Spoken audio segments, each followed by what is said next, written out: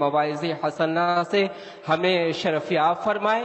اب اس عظیم بارگاہ میں ہم حاضری کا شرف حاصل کرنے جا رہے ہیں کہ جس بارگاہ میں اکتساب فیض حاصل کرنے پر سرکار امام اعظم ابو حنیفہ کی بارگاہ کی خوشبو آتی ہے۔ آئیے استقبال کر لے، نعرہ تکبیر، نعرہ رسالت، جشن رسول اکرم، تحفظ صحابہ کرام، تحفظ ناموس صحابہ، عظمت صحابہ کرام، فیضان حضور صدر الشریعہ، مسلک اعلی حضرت، تعلیمات اعلی حضرت، مسلک اعلی حضرت، عشق محبت، عشق محبت۔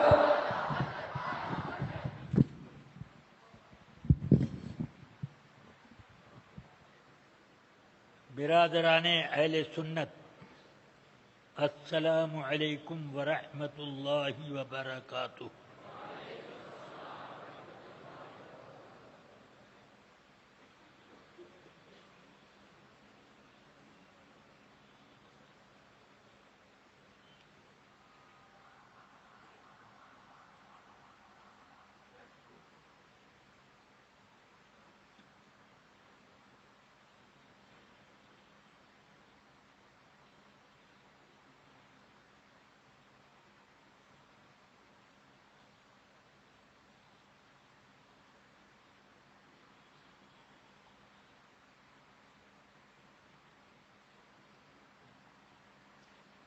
سبحان اللہ،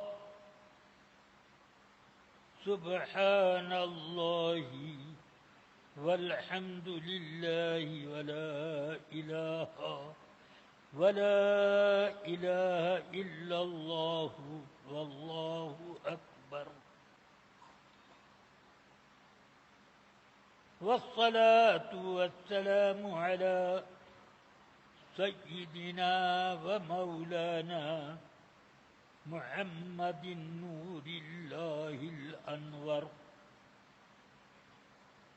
وعلى آلہ المصابیح الغرر، وأصحابہ السرج الزہر۔ اللہم صل علیہ وعلیہم صلاة تنور بها وجوهنا وصدورنا وقلوبنا وقبورنا، أما بعد، فأعوذ بالله من الشيطان الرجيم، بسم الله الرحمن الرحيم۔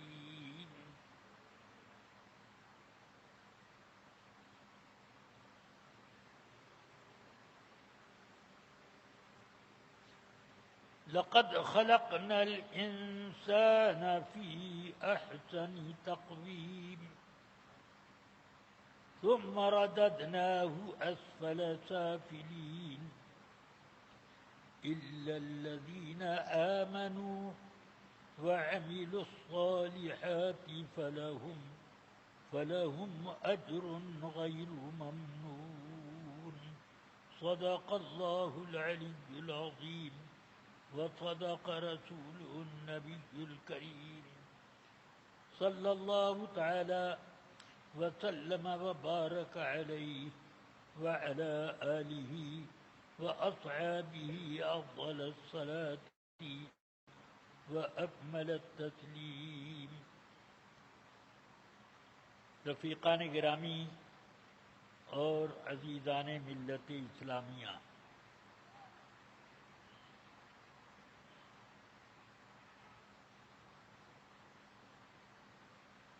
کبھی ایسا ہوتا تھا کہ 3 گھنٹے کھڑے ہو کر میں زور و شور کے ساتھ تقریر کر لیتا، مگر اب میرا حال یہ ہے کہ کھڑا ہوتا ہوں تو ضعف پیری کے سبب میرے پاؤں بھی تقریر کرنے لگتے، بے قرار ہو جاتے، پریشان رہتا ہوں۔ اس لیے میں بیٹھ کر کچھ دیر آپ حضرات سے گفتگو کروں گا۔ میں لمبی تقریر کرنے کے لائق اپنے اندر قوت نہیں پاتا۔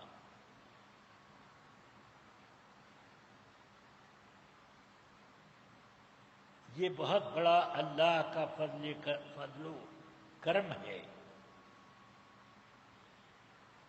کہ میں اس عمر میں سفر کر کے آپ تک اور بہت سے اپنے برادران اہل سنت تک پہنچ جاتا ہوں اور ان تک اللہ و رسول کا پیغام پہنچانے کی کوشش کرتا ہوں۔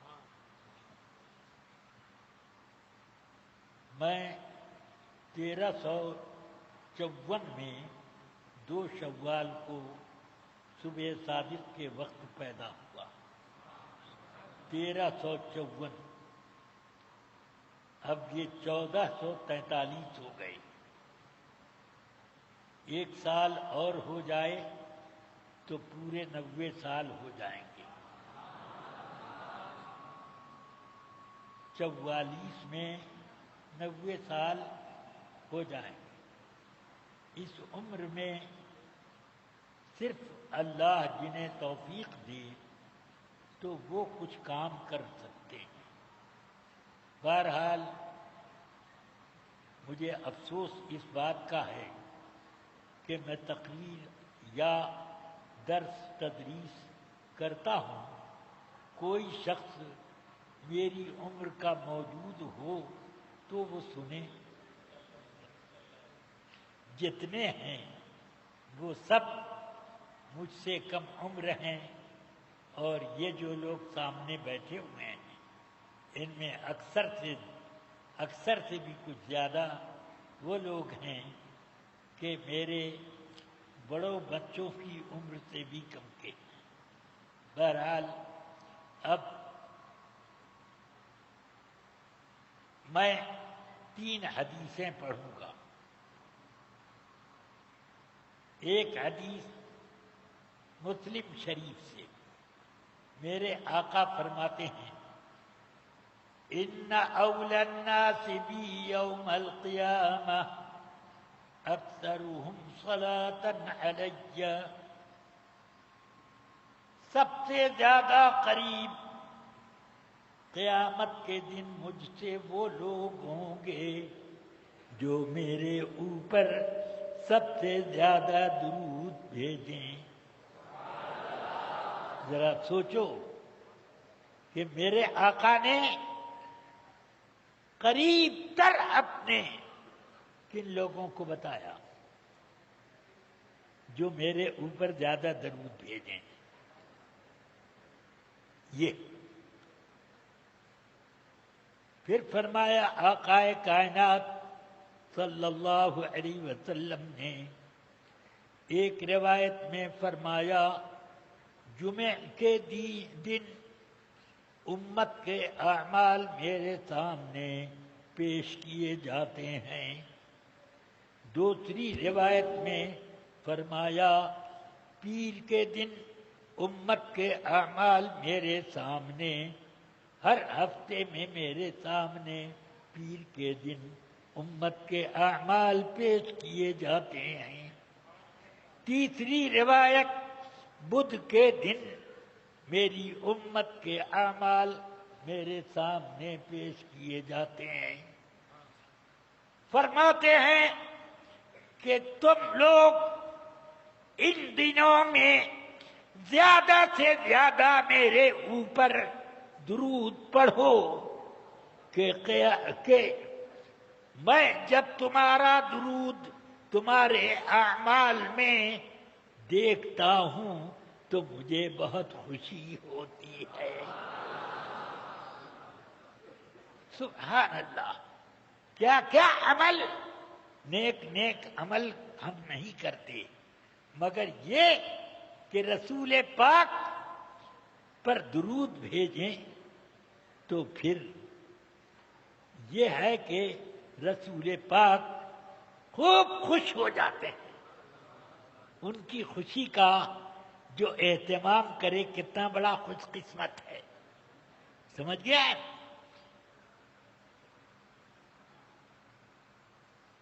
اب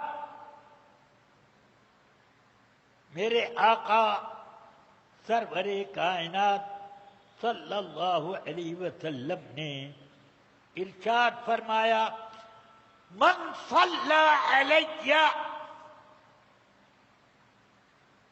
مرتن، جس نے ایک مرتبہ میرے اوپر درود بھیجا تو صلی اللہ وملائکتہ علیہ عشرن، اللہ اور اس کے فرشتے اس پر 10 بار درود بھیجتے ہیں۔ یعنی یہ نہیں فرمایا کہ 10 فرشتے اس کا جواب برس پر دے، تمام ملائکہ 10 بار درود بھیجتے ہیں۔ اب ذرا سوچو، ایک درود پڑھا تم نے، کتنے ارب در ارب ملائکہ زمین و آسمان از عرش تا فرش پھیلے ہوئے ہیں، ایک درود کا جواب 10 سب نے دیا تو کتنے کھرب تم کو جواب مل گئے۔ ذرا آپ سوچو کیا مرتبہ اللہ نے دیا ہے درود پڑھنے والوں کا، مگر درود پڑھنے میں جو اللہ نے حکم دیا ہے، ایک غازی پور کے ایک دیوبندی نے اپنی تقریر میں کہہ دیا کہ قرآن میں اللہ نے بار بار درود پڑھنے کا کہیں حکم نہیں دیا، ایک مرتبہ پڑھ لیا کافی ہو گیا، بار بار درود پڑھنے کا حکم نہیں دیا۔ میں نے کہا کہ اور ایک مرتبہ کا بھی میں نے مجھ کو اس کے جواب کے لیے غازی پور والوں نے بلایا۔ میں نے کہا کہ قرآن میں یہ بھی تو نہیں کہا ہے کہ ایک بار درود پڑھا کرو، تو تم قرآن میں ایک بار کی قید لگانے والے کون ہوتے ہو یہ بتاؤ؟ تم کو تو ایک مرتبہ بھی درود پڑھنے کی ضرورت نہیں ہے۔ کیوں کہ اللہ تعالی نے فرمایا، یا ایھا الذین آمنوا صلوا علیہ وسلموا تسلیما، صلی اللہ علیہ وسلم۔ صلی اللہ تعالی علیہ وسلم۔ اے ایمان والو، میرے محبوب پر سلام اور درود اور سلام بھیجو۔ میں نے کہا کہاں کہا ہے کہ اے دیوبندیو تم سلام پڑھو؟ ہم ایمان والوں سے کہا، ہم پڑھتے ہیں جتنا چاہیں پڑھیں، اور پڑھتے ہیں تو اس انداز میں پڑھتے ہیں کہ اللہ نے فرمایا کہ تم درود پڑھو، تم سلام پڑھو، یہ حکم دیا، مگر ہم پڑھتے کیا ہیں؟ اللہم صلی علی سیدنا محمد وبارک وسلم، اے اللہ تو درود بھیج۔ اللہ نے فرمایا کہ اے لوگو نماز پڑھو، تو کیا کسی نے کہا تو پڑھ لے؟ زکوٰۃ دو تو تم کہو کہ زکوٰۃ دے دے، اے اللہ تو دے دے، مگر اس نے کہا درود بھیجو، تو ہم نے کہا اللہم صلی، اے اللہ تو درود بھیج۔ کیا مطلب ہوا؟ یہ ہے نکتہ کہ اے رب قدیر، صلاۃ کا معنی غایت درجہ تعظیم ہے، رسول کی تعظیم و تکریم کرنے کا حق ادا کرنے کے قابل ہم نہیں ہیں۔ اللہم صلی، اعتنا بالتعظیم کا کام اے اللہ تو فرما دے، تو فرما دے۔ یہ سمجھ میں آیا کہ درود پڑھتے بھی ہم ہیں تو وہ اس انداز میں کہ اللہ سے دعائے درود کر رہے ہیں۔ سمجھ گیا؟ اب میں چاہتا ہوں کہ یہ سب باتیں نظر میں رکھ کر ایک مرتبہ دل لگا کر گنبد خضرا کی طرف لو لگاؤ، آقا کائنات کی بارگاہ میں پورے خشوع و خضوع سے کہو اللہم صلی علی سیدنا و مولانا محمد معدن الجود والکرم وعلى آلہ واصحابہ وبارک وسلم۔ اللہ تبارک و تعالی ہم کو درود شریف پڑھنے کا سلیقہ بھی عطا فرما دے۔ رفیقان ملت، یہ سب میں نے اس لیے آپ لوگوں سے عرض کیا کہ رسول پاک صلی اللہ علیہ وسلم کی تکریم اور تعظیم اللہ کو کتنی محبوب ہے۔ ذرا آپ سوچو کہ ان اللہ و ملائکتہ، اللہ بھی ان کی تعظیم عظمت بڑھاتا ہے اور ملائکہ بھی تعظیم کا گن پڑھتے رہتے ہیں۔ اور اے ایمان والو تم بھی یہ کام کرو، یہ مرتبہ ہے۔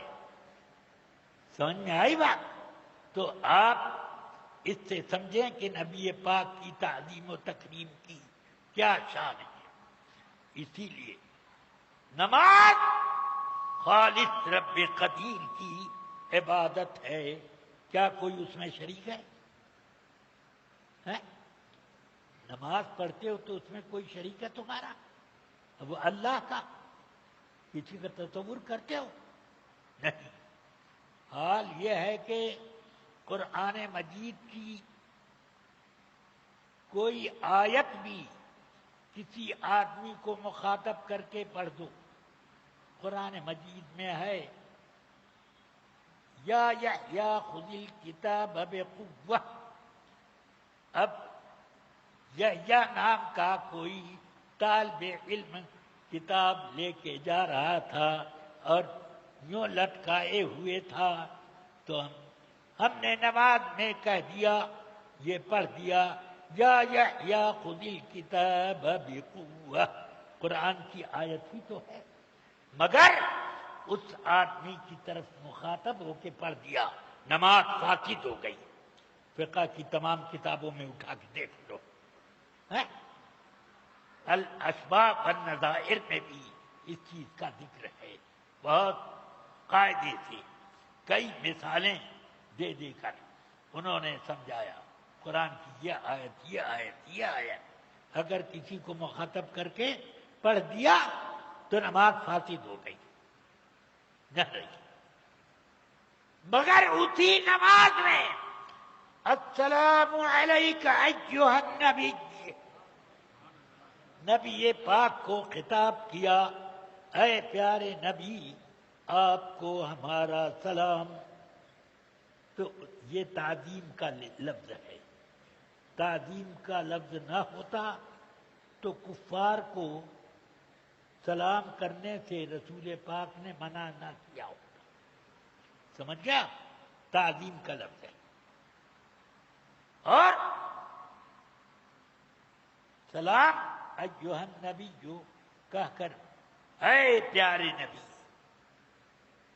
آپ پر سلام، آپ پر سلام، ان کو مخاطب کر کے جیسے بول رہے تمہارے پیر، تمہارے استاد، تمہارے باپ، دادا، لکڑ دادا اور بڑے سے بڑے بزرگ، اگر وہ سامنے ہوں یا نہ ہوں ان کو نام لے کر کہہ دو السلام علیکم، تو کیا ہو جائے؟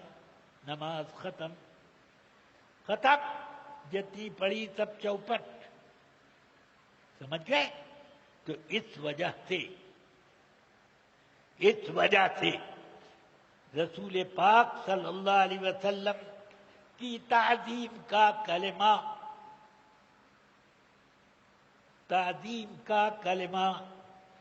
ادا کیا جائے نماز میں. تو اس سے کیا سمجھ میں آیا؟ اللہ نے اپنی عبادت کی تکمیل اس بات پر موقوف رکھی ہے کہ میرے محبوب کو مخاطب کر کے سلام پڑھو. ایک وہابی نے مجھ سے کہا کہ حدیث میں تو یہ بھی آیا ہے کہ عبداللہ ابن مسعود کہتے ہیں کہ ہم جب رسول پاک کے زمانے میں ہم صحابہ التحیات پڑھتے تھے تو السلام علیکہ ایھا النبی پڑھتے تھے اور بعد میں السلام علی النبی پڑھا کرتے ہیں. میں نے کہا روایت تو صحیح ہے مگر سب سے زیادہ مشہور جو عبداللہ ابن مسعود کا تشہد ہے، سب سے زیادہ صحیح روایت سیاہ ستہ کی ہر کتاب میں یہ تشہد کا بیان، کسی میں ذکر نہیں اس روایت کا کہ جب تک میں زندہ تم لوگوں کے سامنے رہوں تو اس طرح پڑھا کرو، اور جب میں وفات پا جاؤں تو اس طرح پڑھا کرو. کہیں نہیں. عبداللہ ابن مسعود نے اپنے اخیر زمانے تک جب لوگوں کو تعلیم دی، تشہد دی، تو یہی کہا کہ اس طرح تشہد یہ ہے. سمجھ گئے؟ وہی تشہد. ایک لفظ کا ہیر پھیر عبداللہ ابن مسعود کے تشہد کے بارے میں سینکڑوں روایتوں کے بیچ میں نہیں. جبکہ سیدنا عبداللہ ابن عباس، جابر ابن عبداللہ، ابو موسیٰ اشعری رضی اللہ عنہم کے تشہد کی جتنی روایتیں ہیں ان میں الفاظ کا کچھ تغیر ہو جاتا ہے، مگر یہ ہے. تو پھر میں سمجھ نہیں پاتا کہ عبداللہ ابن مسعود رضی اللہ عنہ جیسے فقیہ لوگوں کو تعلیم دے رہے ہیں اسی تشہد کی جو تعلیم رسول پاک نے ان کو دی. تو پھر میں نے کہا سنو،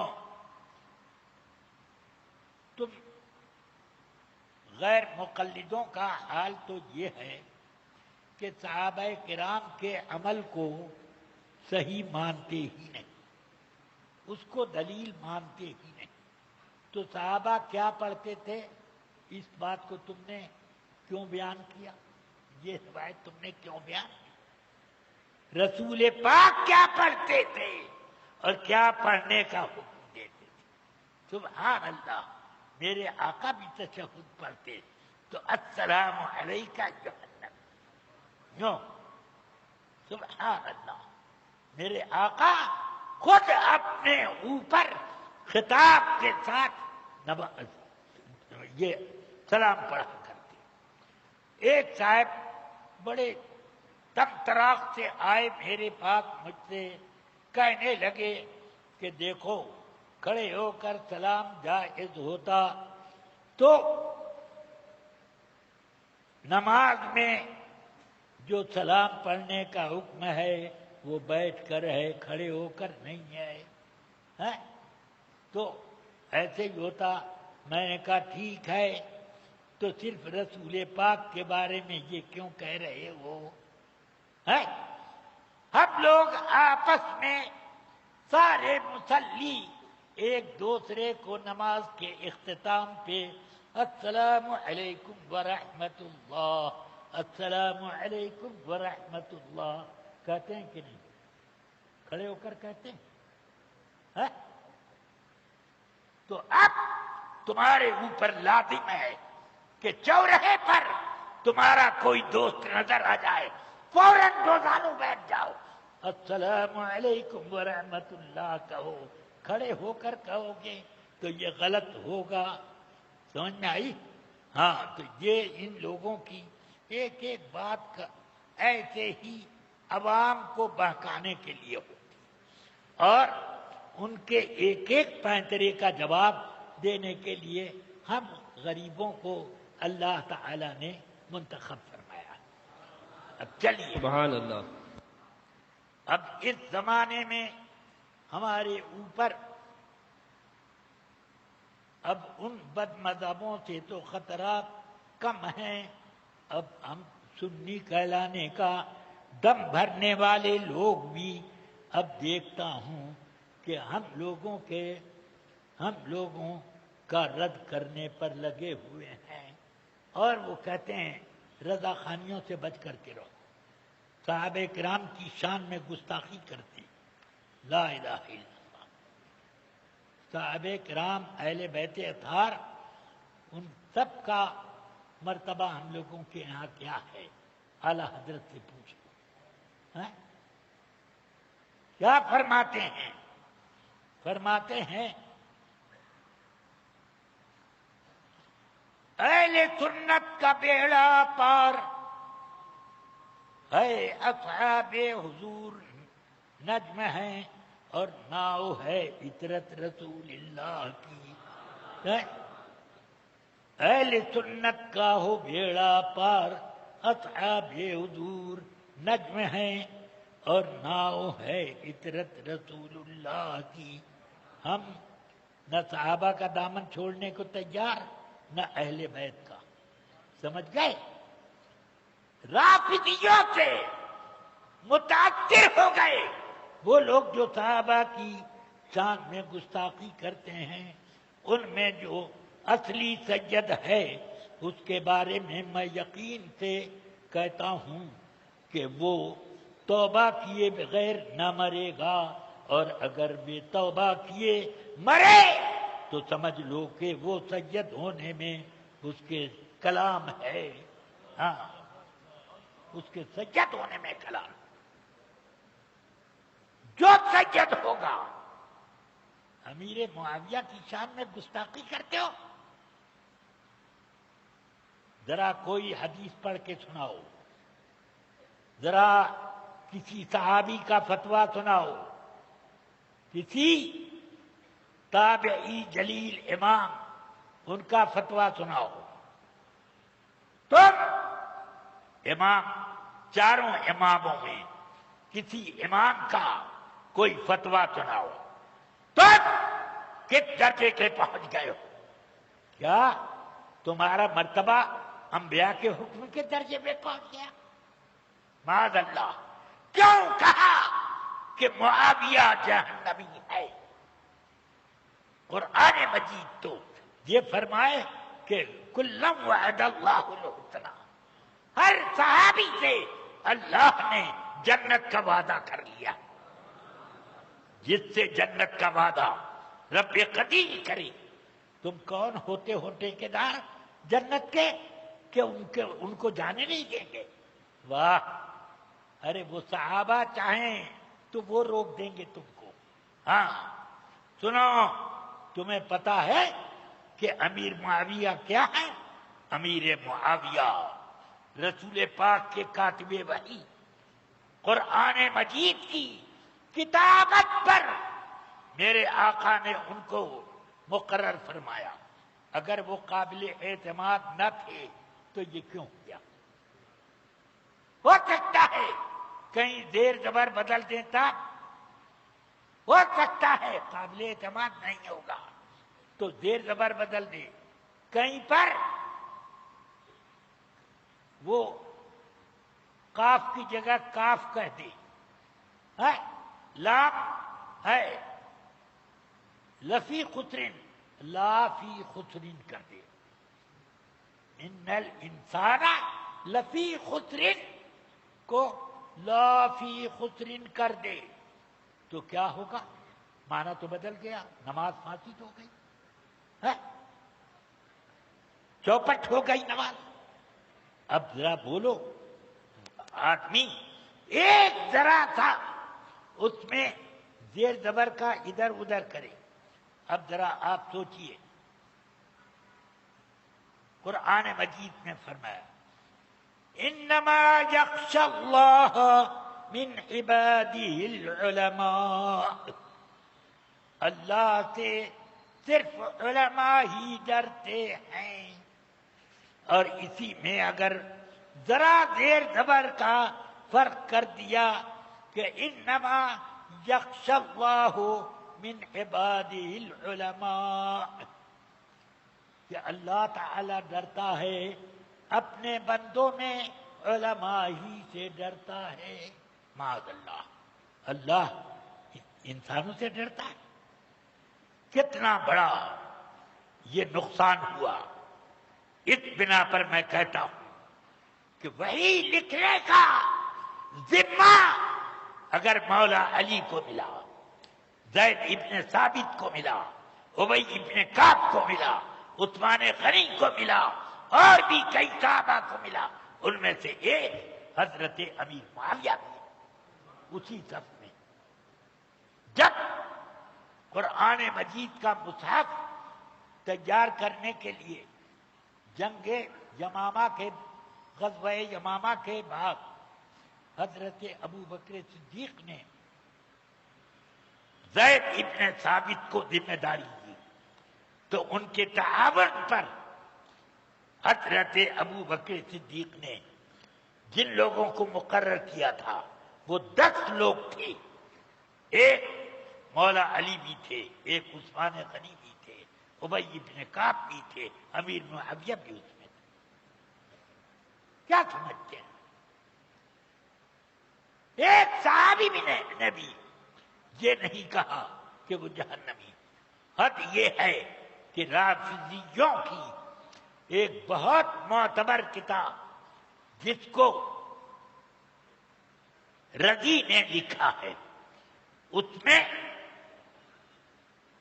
ایک لفظ ہے، حضرت مولا علی نے اپنے خطبے میں فرمایا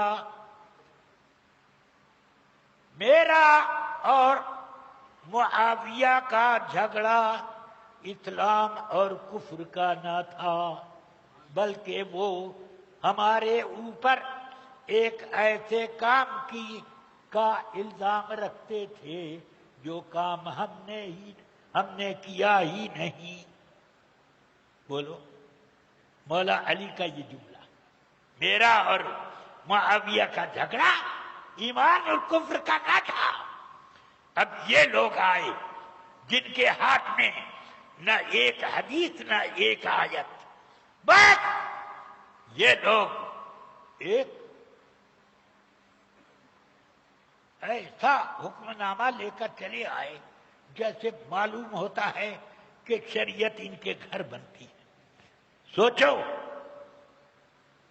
بخاری شریف میں میرے آقا سرور کائنات صلی اللہ علیہ وسلم نے ایک موقع پہ فرمایا، بخاری شریف کتاب المناقب میں یہ حدیث پڑھیے، حضرت سیدنا امام حسن بچے تھے، تقریباً 6-7 سال کے بچے ہوں گے۔ اس وقت رسول پاک کے حجرے سے نکلے اور آقا کائنات منبر پر خطبہ دے رہے تھے، اور وہ چلے وہاں سے لڑکھڑانے لگے، کیونکہ سارے صحابہ کا مجمع تھا، اس مجمع میں سے گزر کے منبر تک پہنچنا ذرا مشکل تھا بچوں کے لیے۔ تو وہ میرے آقا منبر سے اتر کر انہیں گود میں لے کر منبر پر آئے اور اپنے پاس بٹھایا۔ سمجھ گئے آپ یہ کون ہے؟ سیدنا امام حسن، حضرت سیدتنا فاطمہ الزہرا کے سب سے بڑے فرزند سمجھ میں آیا؟ تو رسول پاک ان کو بٹھا کر اشارہ ان کی طرف کرتے ہیں، ان ابنی ھذا لسید، میرا یہ بیٹا سردار ہے، سید ہے، یہ میرا بیٹا سید ہے۔ سید کا لقب رسول پاک نے ایک امام حسن کو دیا، صرف انہی کو ملا ہے اہل بیت میں۔ ہاں ہیں تو سب سید، مگر میرے آقا کی زبان اقدس سے بات یہ فرماتے ہیں میرا یہ بیٹا سید ہے۔ کیسے سید ہے؟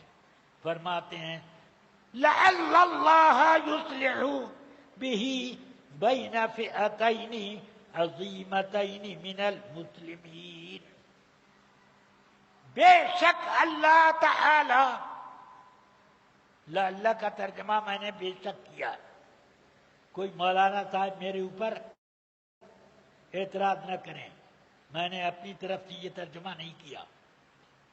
امام ابن حجر اسقلانی، امام احمد قسطلانی، امام بدر الدین عینی، یہ لوگ لکھتے ہیں کیا؟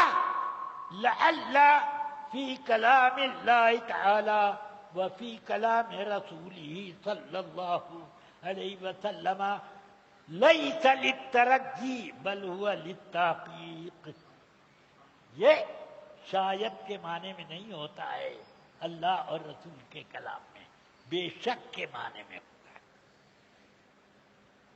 لعل اللہ، بے شک اللہ تعالی ان کے ذریعے سے صلح کرائے گا مسلمانوں کے دو بڑے بڑے لشکروں کے درمیان۔ امیر معاویہ جنگ کے لیے 1,00,000 کا لشکر لے کر آ گئے کوفہ کی طرف، سمجھ میں آیا؟ اور امام حسن بھی اپنے ساتھ 1,25,000 کا لشکر لے کر چل پڑے۔ اب دونوں طرف دو بڑے بڑے لشکر، لاکھ، اب ذرا سوچو 2,00,000 آدمی آپس میں تلوار چلائیں تو خون گرے گا، بہے گا، کن کا بہے گا؟ دونوں طرف مسلمان تو ہیں، مگر آؤ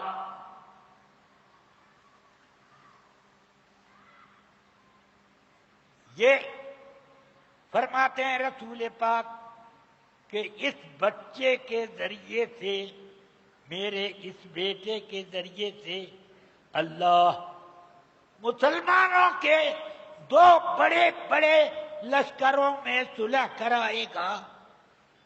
تو یہ تو حضور نے اس وقت فرمایا جب وہ ابھی چھوٹے تھے، بچے تھے، سمجھ گیا؟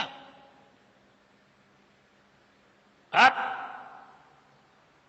جب وہ جوان صاحب اولاد، بلکہ حضرت سیدنا علی مرتضی کرم اللہ تعالی وجہ الکریم کی جگہ پر خلیفہ ہیں، خلیفۃ المسلمین، سمجھ گئے؟ حدیث میں میرے آقا نے فرمایا الخلافۃ 30، خلافت 30 سال تک چلے گی۔ کئے سال؟ 30 سال چلے گی۔ مولا علی کی شہادت جب ہوئی تو 29.5 سال ہوئے تھے۔ حضرت سیدنا امام حسن منتخب ہوئے، 6 سال اب پورے ہو رہے تھے، لشکر ادھر سے بھی آیا، ادھر سے، سمجھ گیا؟ ادھر سے بھی اب امام حسن، سیدنا امام حسن رضی اللہ تعالی عنہ نے ایک اونچی جگہ سے دونوں طرف کے لشکر کو دیکھا، ٹھاٹھیں مارتا ہوا لشکر، ادھر بھی ٹھاٹھیں مارتا ہوا لشکر، ادھر بھی، آپ ٹیلے سے اترے، فرماتے ہیں معاویہ کو بلاؤ، جنگ نہیں ہوگی، صلح کی شرطیں طے کریں، اگر جنگ ہوئی تو ادھر بھی مسلمان ادھر بھی مسلمان۔ یہ کون کہہ رہے ہیں؟ کون کہہ رہے ہیں؟ امام حسن کہہ رہے ہیں، سمجھ گئے؟ بلاؤ ان کو، آ کر کے شرائط خلافت طے کریں۔ امیر معاویہ سیدھے آ گئے، فرمایا جنگ کریں، کون جیتے کون ہارے یہ تو بعد میں ہے، یہ بتاؤ کہ تم جن لوگوں کا خون بہاؤ گے وہ کافر ہیں کہ نہیں مسلمان، اور میں اپنے لشکر کے ذریعے جتنے لوگوں کا خون بہاؤں کیا وہ کافر ہیں؟ ہاں؟ تو نہیں، تو پھر کیا خلافت کے لیے میں اتنے مسلمانوں کا خون برداشت کر لوں؟ یہ خلافت میں آپ کو دینا چاہتا ہوں، مگر شرطیں طے کرو۔ پہلی شرط، یہ خلافت آپ کو ملے گی مگر اپنے بعد کسی کو خلیفہ مقرر نہیں کر سکتے، مسلمان اہل و حل و عقد جو ہیں وہی خلیفہ منتخب ہیں۔ انہوں نے کہا مجھے منظور ہے، منظور ہے۔ پھر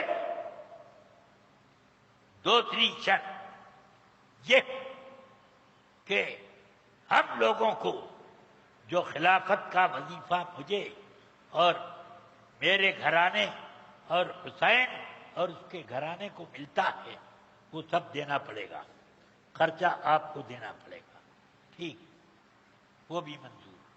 اور اس طرح سے کچھ اور خلافت کے طریقہ، کس طرح سے خلافت چلانی ہوگی وہ سب طے کرا لیا۔ پھر آپ کو خلافت سونپی۔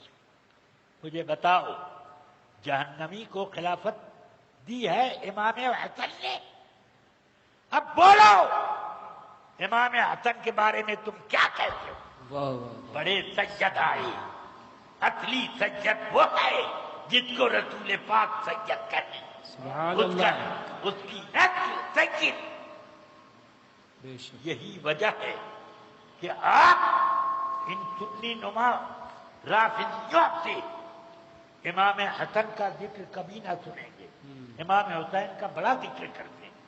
آخر کیوں امام حسن کا ذکر کرتے ہوئے تمہیں کراکر ہونے لگتا پیٹ میں؟ کیوں نہیں امام حسن کا ذکر کرتے؟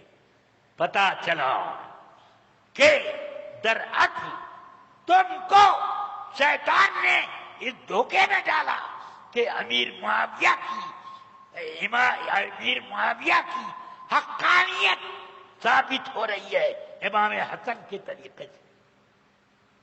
اب ہمارے دل میں جو شیطان نے ان کے دل میں جو پھونک دیا ہے تو وہ سوچتے ہیں ہمارے دل میں شیطان نے جو سور پھونکا ہے اس کے خلاف آ جائے گی بات، اس لیے امام حسن کا ذکر کبھی وہ نہیں کرتے، نہ امام حسن کا نہ ان کے شہزادے سیدنا حسن مثنی کا، یہ وہ، یہاں تک کہ سرکار غوث اعظم رضی اللہ تعالی عنہ جو حضرت امام حسن ابن حسن مثنی رضی اللہ تعالی عنہ کے آباء و اجداد میں سے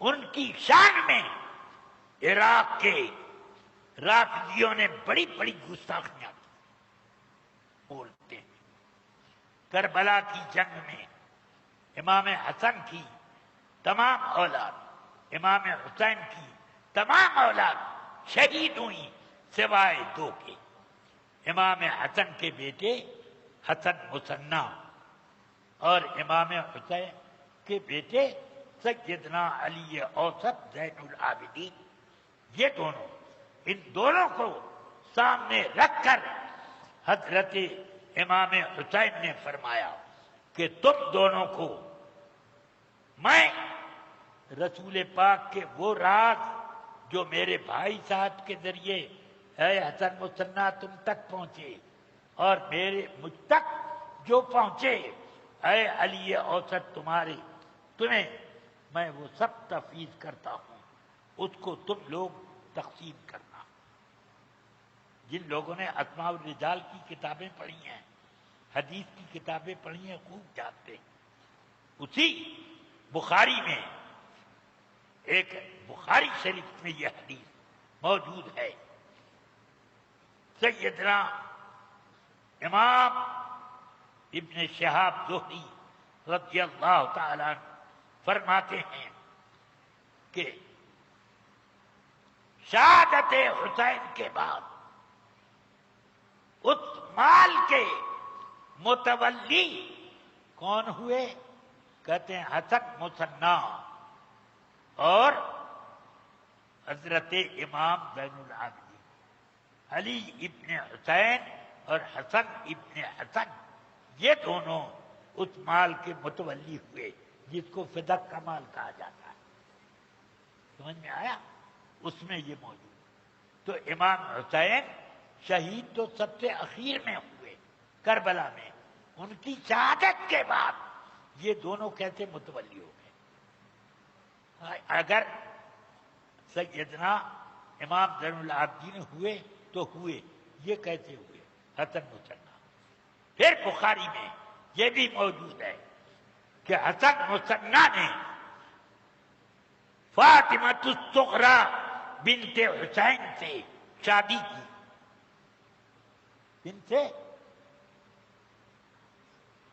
فاطمہ الصغریٰ سے، جو امام حسین کی بیٹی تھی، ان سے شادی کی۔ کنہوں نے شادی کی؟ حضرت حسن مثنیٰ نے۔ بتاؤ یہ شادی کے قابل ہوئی ہیں شہادت حسین کے بہت بعد، انہوں نے ان سے شادی کی۔ تو بخاری کتاب الجنائز میں یہ حدیث ہے کہ سیدنا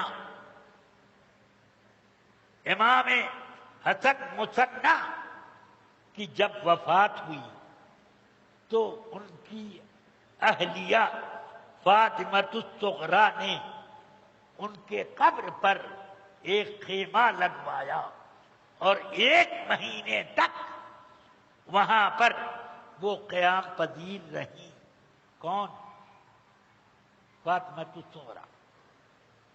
اب میں پوچھنا چاہتا ہوں کہ یہ امام حسن مثنیٰ اگر زندہ نہیں تھے کربلا کے بعد تو پھر شادی کیسے کی، وفات کیسے پائی؟ ان کی قبر پر فاطمہ الصغریٰ نے خیمہ کیسے لگایا؟ 1 مہینے تک خیمہ رہا، اس کے بعد انہوں نے حکم دیا خیمہ اکھاڑ لیا جائے، یہاں سے خیمہ ہٹا لیا جائے۔ تو غیب سے آواز آئی، هل وجدوا ما فقدوا، کیا جن کو گم کر بیٹھی تھی یہ ان کو پا گئی جو خیمہ اکھڑوا رہی ہیں؟ هل وجدوا ما فقدوا، جن کی وفات ہو گئی تھی ان کو پا گئی اور لے کے خیمہ اکھاڑ کے ان کے ساتھ لے کے جا رہی ہیں۔ تو دوسری آواز غیبی سے سنیں، بل یئسوا ثم رجعوا، بلکہ مایوس ہو کر واپس آ رہی۔ سمجھ گئے؟ یہ بخاری میں پورا لفظ ہے، میں نے پوری حدیث سنائی۔ تو اب سوچو کہ یہ امام حسن کی اولاد ہیں، امام حسن نے خلافت عطا کر دی امیر معاویہ کو۔ اگر وہ غلط ہوتے تو امام حسن نے کوئی غلطی کی گویا کہ معاذ اللہ، اللہ تعالی نے ان کو گناہوں سے بچا کر رکھا ہے۔ پھر جب تک امام حسن حیات میں رہے، امیر معاویہ کے یہاں آنے اور جانے کا سلسلہ توڑا نہیں۔ امام حسن بھی جاتے تھے، امام حسین بھی جاتے تھے۔ ایک حدیث میں یہ روایت بھی ہے کہ ایک مرتبہ مہمان تھے آپ امیر معاویہ کے گھر، جب وضو کرنے بیٹھے تو آپ نے دائیں ہاتھ میں پانی لیا اور ناک میں چڑھایا، تو امیر معاویہ نے کہا السنت الشمال یابن اخی، اے میرے بھتیجے بائیں ہاتھ سے پانی چڑھانا سنت ہے۔ تو برجستہ سیدنا امام حسن نے فرمایا السنت خرجت من بیتی، سنت تو ہمارے گھر سے نکلی ہے، آپ کہاں سے بیان کرنے لگے؟ ہم خوب جانتے ہیں کہ رسول پاک اس سے پانی چڑھاتے تھے۔ بات سمجھ میں آ رہی ہے؟ تو اگر امام حسن یہ بول سکتے ہیں تو کیا یہ نہیں بول سکتے تھے کہ تم جانتے بھیا تم کو ٹوکنے کا کیا حق ہے؟ یہ جہنمی ہے جو امیر معاویہ کو جہنمی کہتا، اگر توبہ نہیں کرتا تو وہ جہنم میں جائے گا۔ سمجھ گئے؟ تو اگر امیر معاویہ کے بارے میں کسی بزرگ کا کوئی فتویٰ لا کے دکھا سکو تو دکھاؤ۔ ہزاروں حدیثیں جو امیر معاویہ کے ذریعے سے مروی ہیں سب ملیا میٹ ہو جائیں۔ بخاری شریف سیدنا امیر معاویہ فرماتے ہیں سمعت رسول اللہ صلی اللہ علیہ وسلم قال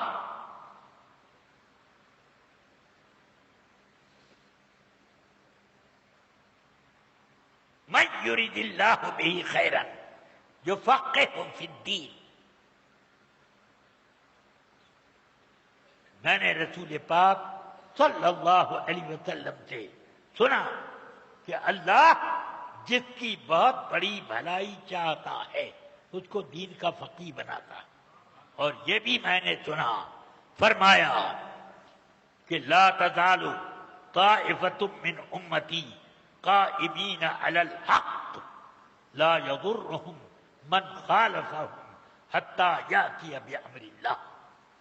یہ حدیث اور بھی سیاستہ کی کتابوں میں ہے، سب میں امیر معاویہ کے ذریعے سے، امیر معاویہ کے ذریعے سے۔ ہمیشہ میری امت میں ایک جماعت ایسی رہے گی جو دین کو قائم رکھے، دین کو بگڑنے نہ دے۔ بگاڑنے والے بگاڑے تو یہ بگاڑنے والوں کو تو بگاڑ دے اور دین کو بچا لے۔ ہاں، ایسے لوگ قیامت تک رہیں گے۔ لا یضرهم من خالفهم، ان کے مخالفین ان کا ذرا برابر نقصان نہ کر سکیں گے۔ سبحان اللہ، میرے اعلی حضرت امیر معاویہ کی تعریف کرتے ہیں، اس پر یہ لوگ اعلی حضرت کو گالی دیتے ہیں۔ بگاڑ سکے کچھ؟ بال بیکا ہو سکا؟ اعلی حضرت کی مقبولیت پہ دبا آیا؟ کچھ نہیں۔ یہ وہ ہیں اس گروہ کے سپہ سالار جو دین کی حفاظت کر، الحمدللہ انہی کے نالین پاک کے نیچے بیٹھ کر یہ فقیر ضیاء المصطفیٰ بھی اعلان حق کرتا رہتا، کوئی ڈر نہیں رکھتا۔ اب اگر میں ان لوگوں سے پلٹ کر کے کہہ دوں کہ تم لوگ امیر معاویہ کو جہنمی کہتے ہو، صحابی نہیں تھے یہ کہتے ہو، اور یہ کہ ان کو منافق کہتے ہو، معاذ اللہ، تو میں تم کو منافق کہتا ہوں، تمہیں خیر سید کہتا ہوں، تمہیں بے سند کا سید مانتا ہوں. اگر تمہارے پاس کوئی سند ہے تو ثبوت کے ساتھ وہ سند لاؤ تب میں مانوں. تمہیں اگر میں سید ماننے سے انکار کر لوں تو تمہارے پیٹ میں آگ کا گولا بھر جائے اور تم ہمارے امیر معاویہ کی شان میں جہنمی، غیر جنتی اور گمراہ، منافق وغیرہ کے القاب لگاؤ تو کیا ہمیں تکلیف نہیں ہوتی؟ تم تو ذرہ ذرہ سی بات پر سنو. اگر یہ صحابہ کرام نہ ہوتے تو تم لوگ اس قابل نہ ہوتے کہ کوئی عزت کرتا. ان صحابہ کرام نے امام حسن کی، امام حسین کی کیا عزت فرمائی. ترمذی شریف میں یہ حدیث موجود ہے. سیدنا ابو بکر صدیق رضی اللہ تعالی عنہ راستے سے بڑے بڑے صحابہ کرام کے ساتھ گزر رہے تھے، جن میں عمر بھی تھے، عثمان بھی تھے، علی مرتضیٰ بھی تھے، اور اس میں سعد ابن ابی وقاص بھی تھے، اور ابو عبیدہ، بڑے بڑے صحابہ تھے. اور ابو بکر صدیق اپنے دور خلافت میں گزر رہے ہیں بچوں کے ساتھ. حضرت امام حسن کھیل رہے تھے. حضرت سیدنا ابو بکر صدیق آگے بڑھے اور امام حسن تقریباً 9 سال یا 8.5 سال کے تھے. ان کو اٹھا کر گود میں اٹھایا. فرماتے ہیں ان کا چہرہ دیکھتے ہوئے فرماتے ہیں واللہ انک لاشبہ برسول اللہ صلی اللہ علیہ وسلم من علی جن. خدا کی قسم تم کو رسول پاک سے جو مشابہت حاصل ہے اتنی مشابہت علی سے نہیں ہے تمہاری. تو حضرت علی یہ جملہ سن کر کے بہت مسکرائے، بہت پسند کیا. ذرا سوچو یہ اس طرح سے یہ حضرات عزت فرماتے تھے. امام حسن کی شان یہ تھی اور امام حسین کی بھی کہ صحابہ جب بہت زیادہ بے چینی رسول پاک کی یاد میں محسوس کرتے تو حسن اور حسین کی زیارت کر لیتے کہ ان میں رسول پاک کی مشابہت زیادہ پائی جاتی. روایتوں میں آیا کہ سر سے لے کے پاؤں، سر سے لے کر ناف تک حضرت امام حسن رسول پاک سے زیادہ مشابہت رکھتے اور امام حسین کے پائے اقدس آقائے کائنات کے پائے اقدس سے زیادہ مشابہت تھے، زیادہ مناسبت رکھتے تھے. اب ذرا آپ سوچو، حضرت امام باقر رضی اللہ عنہ کی یہ حدیث مسلم شریف میں بڑی لمبی حدیث ہے. کون ہے امام باقر؟ امام حسین کے شاہزادے کے شاہزادے. امام ابو حنیفہ ایک مرتبہ حج کو پہنچے، طواف کعبہ کر کے آئے، مقام ابراہیم کے پیچھے 2 رکعت نماز ادا کی. نظر اٹھی نماز کے بعد تو امام باقر بیٹھے ہوئے تھے. امام ابو حنیفہ جھٹ اٹھے اور جا کر ان کی قدم بوسی اور دست بوسی کی. فرماتے ہیں کہاں سے آئے؟ حضرت میر باقر رضی اللہ عنہ فرماتے ہیں کہاں سے آئے؟ کہا میں عراق سے آیا. کیا نام ہے؟ لوگ مجھے ابو حنیفہ کہتے ہیں. کیا وہی ہے ابو حنیفہ جو رسول پاک کی حدیثوں پر اپنے قیاس کو زیادہ ترجیح دیتا ہے؟ کہا وہی سمجھیے، مگر میں 3 باتوں کا سوال حضور سے کروں گا. فرمایا پوچھو. کہا یہ بتائیے روزہ زیادہ افضل ہے کہ نماز؟ تو انہوں نے فرمایا کہ نماز زیادہ افضل ہے. تو فرمایا قیاس یہ چاہتا ہے کہ حیض کے زمانے میں عورتوں کی جو نماز چھوٹ جائے عورتیں ان نمازوں کی قضا ادا کریں اس لیے کہ نماز افضل ہے اور روزے کی قضا معاف ہو جائے، مگر رسول پاک صلی اللہ علیہ وسلم سے ام المؤمنین ام سلمہ نے ام المؤمنین عائشہ صدیقہ نے یہ روایت کی کہ کان رسول اللہ صلی اللہ علیہ وسلم یأمرنا بقضاء الصوم ولا یأمرنا بقضاء الصلاۃ۔ رسول پاک صلی اللہ علیہ وسلم ہم لوگوں کو روزے کی قضا کا حکم دیتے تھے، نماز کی قضا کا حکم نہیں دیتے تھے۔ میں فتویٰ یہی دیتا ہوں کہ نماز کی قضا نہیں ہے، روزے کی قضا ہے، مگر قیاس یہ ہے۔ پھر آپ بتائیں کہ پیشاب زیادہ ناپاک ہے کہ منی زیادہ ناپاک؟ فرمایا پیشاب زیادہ ناپاک۔ تو اس پر قیاس یہ چاہتا ہے کہ آدمی جب پیشاب کرے تو غسل کرے اور منی نکل جائے تو وضو سے کام چلا لے۔ قیاس یہ چاہتا ہے کیونکہ منی کم ناپاک ہے اس کے مقابلے میں۔ تو مگر میں فتویٰ یہ دیتا ہوں جو رسول پاک میں سے ابی ابن کعب نے روایت کیا، الماء من الماء، جب منی خارج ہو جائے تو غسل کرنا فرض ہے۔ اور یہ حدیث کہ کان رسول اللہ صلی اللہ علیہ وسلم اذا بالا توضأ، حضور جب پیشاب فرماتے تھے تو آپ وضو فرماتے۔ ان دونوں حدیثوں کے مطابق میں فتویٰ دیتا ہوں۔ بتائیے حضور ایک اور مسئلہ، لڑکی زیادہ کمزور ہے کہ لڑکا؟ فرمایا لڑکی۔ تو قیاس یہ چاہتا ہے کہ باپ مر جائے تو کمزور لڑکی کو کمزور لڑکی کو وراثت کا مال زیادہ ملے اور بیٹے کو کم ملے، کیونکہ طاقتور اپنی محنت سے کما کے چلا لے گا کام، اب وہ کہاں سے کرے گی؟ قیاس یہ چاہتا ہے، مگر فتویٰ میں اس آیت کے مطابق دیتا ہوں کہ یوصیکم اللہ فی اولادکم للذکر مثل حظ الانثیین۔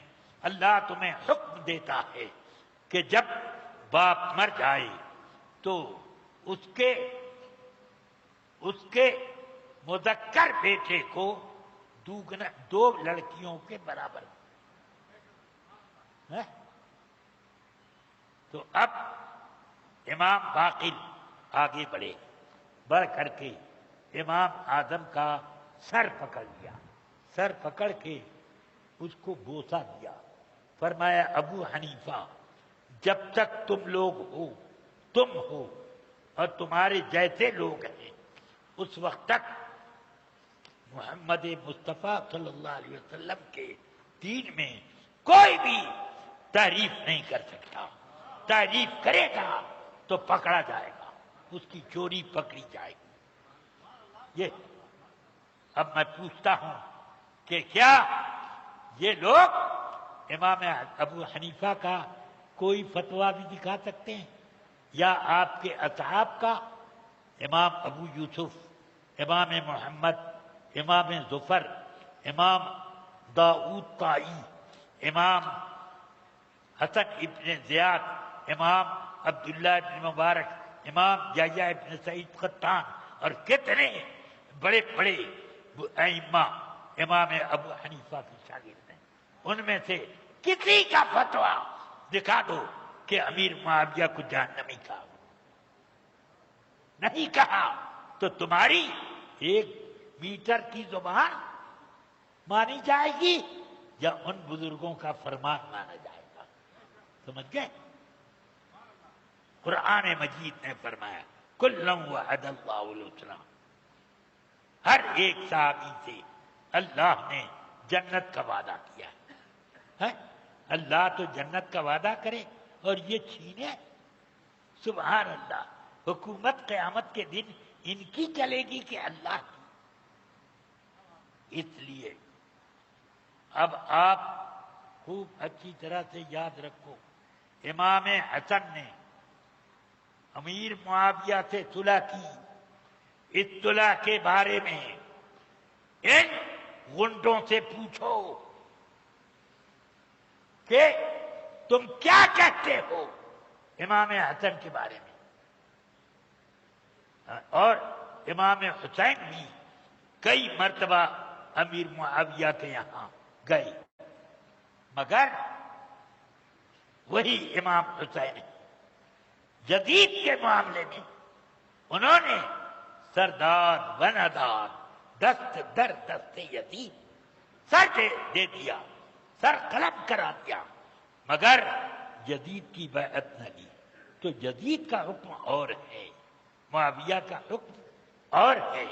یہ چیز سیدنا امام حسن کی نگاہ غیبی دیکھ رہی تھی کہ یزید ایک غنڈہ قسم کا آدمی ہے اور نہیں ہے تو ہو جائے گا، اس لیے یہ شرط رکھی کہ آپ اپنے بعد کے لیے کسی کو خلیفہ مقرر نہیں کر سکتے۔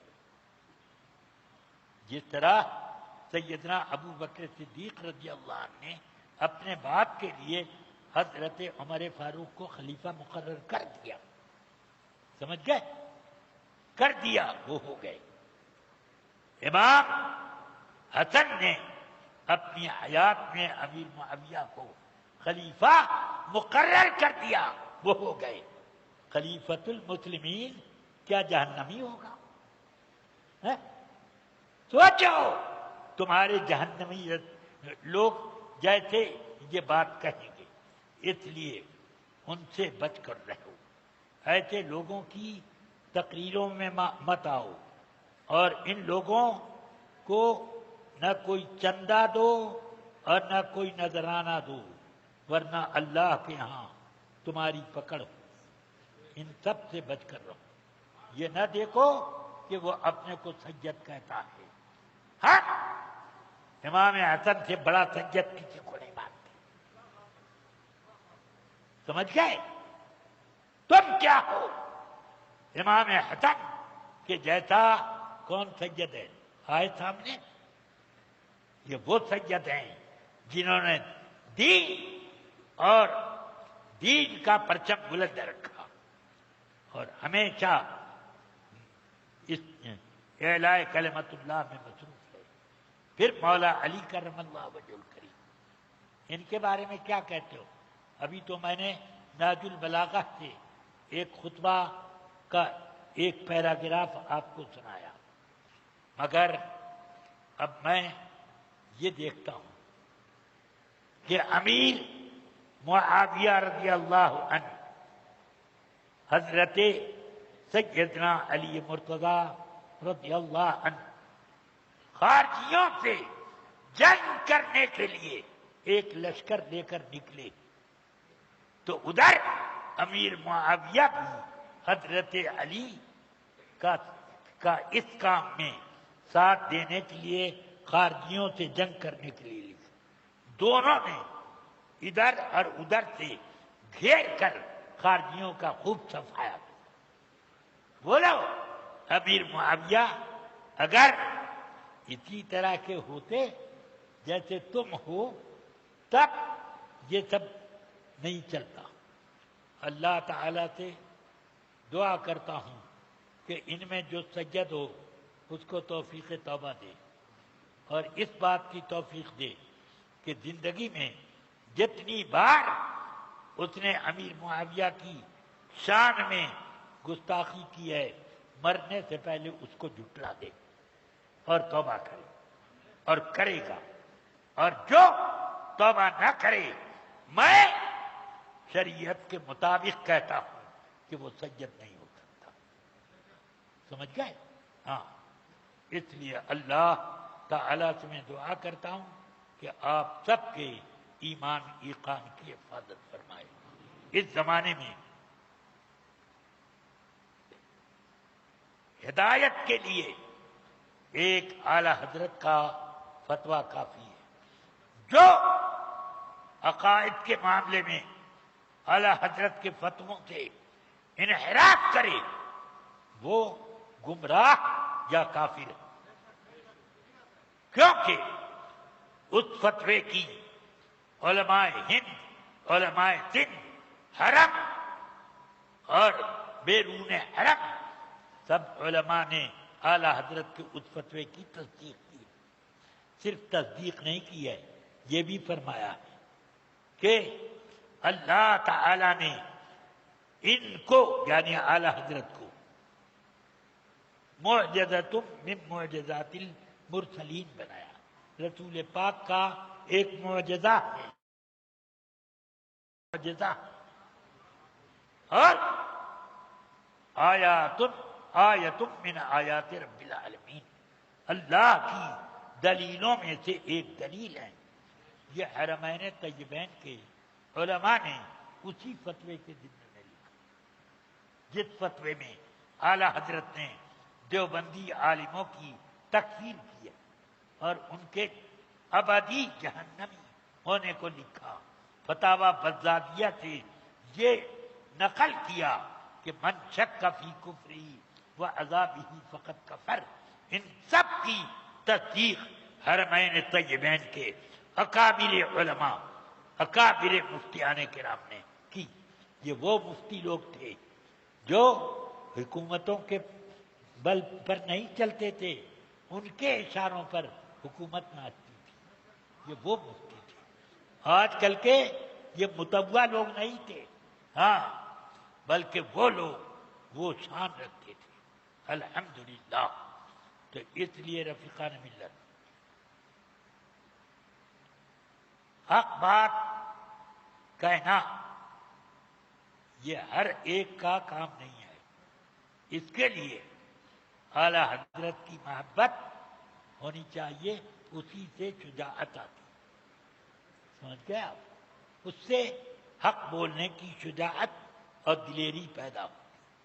اللہ تبارک و تعالی مجھے آپ کو تمام اہل سنت و جماعت کو مسلک اعلی حضرت یعنی مذہب اہل سنت و جماعت پر قائم مستحکم رکھے اور بد مذہبوں اور بد مذہبوں کے پیٹ کے کیڑوں سے آپ لوگوں کو بچائے۔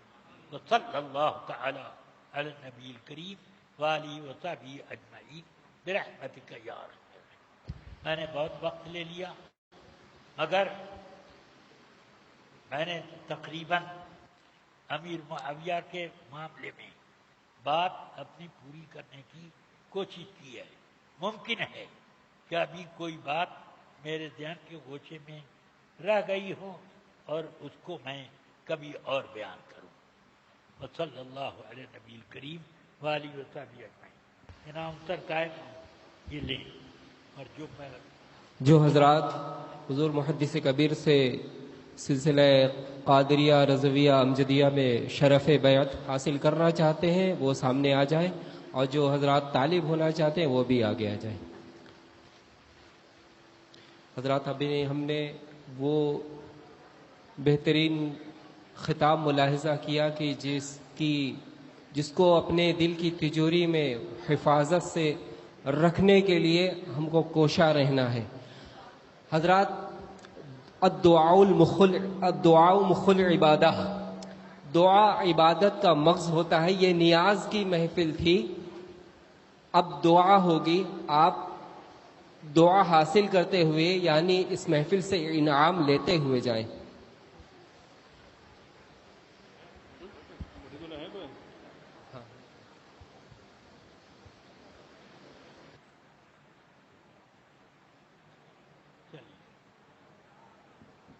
بسم اللہ الرحمن الرحیم۔ جو لوگ مرید ہونا چاہتے ہیں وہ فاتحہ پڑھ لیں۔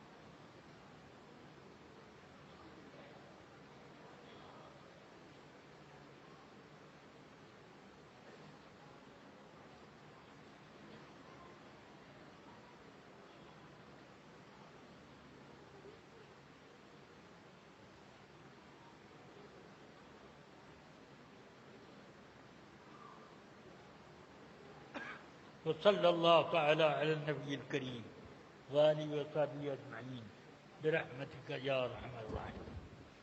بسم اللہ الرحمن الرحیم. لا الہ الا اللہ محمد الرسول اللہ صلی اللہ تعالی علیہ وسلم. اللہ کے سوا کوئی مستحق عبادت نہیں. حضور سیدنا محمد صلی اللہ علیہ وسلم اللہ کے سچے اور آخری رسول ہیں. میں ایمان لایا اللہ پر اور اس کے فرشتوں پر اور اس کی سب کتابوں پر اور اس کے تمام رسولوں پر اور قیامت کے دن پر، اور اس بات پر کہ نیکی اور بدی کی تقدیر اللہ تعالیٰ کی طرف سے ہے، اور اس بات پر کہ مرنے کے بعد اٹھنا ہے. یا اللہ یا رحمان یا رحیم دل مارا کن مستقیم بحق ایاک نعبد و ایاک نستعین. یا اللہ میں نے توبہ کی اپنے گناہوں سے، الہی میری توبہ قبول فرما. میں عہد کرتا ہوں کہ اہل سنت و جماعت کے سچے مذہب پر قائم رہوں گا. نماز، روزے، ہر فرض، ہر واجب کو ان کے وقتوں پر ادا کرتا رہوں گا.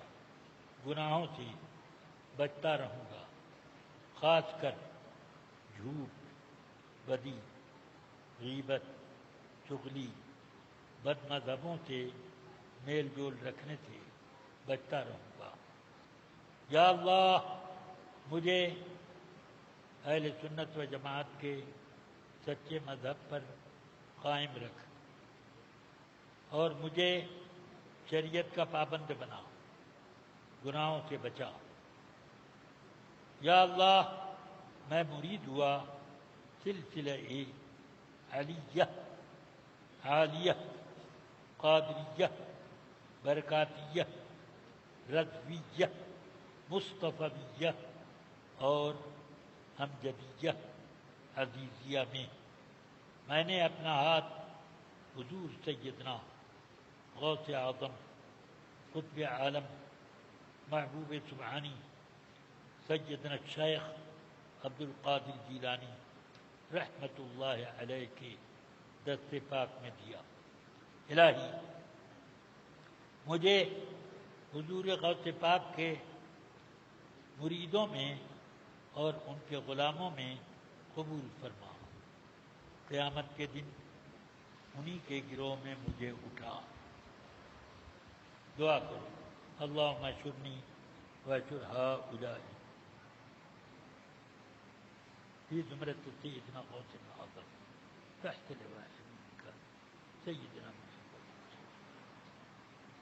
واقمنی واقم ہؤلاء علی السنة والجماعة فإذا توفیتنا فتوفنا وارزقنا شفاعتهم یوم الحساب وادخلنا الجنة من غیر توبیخ ولا حساب.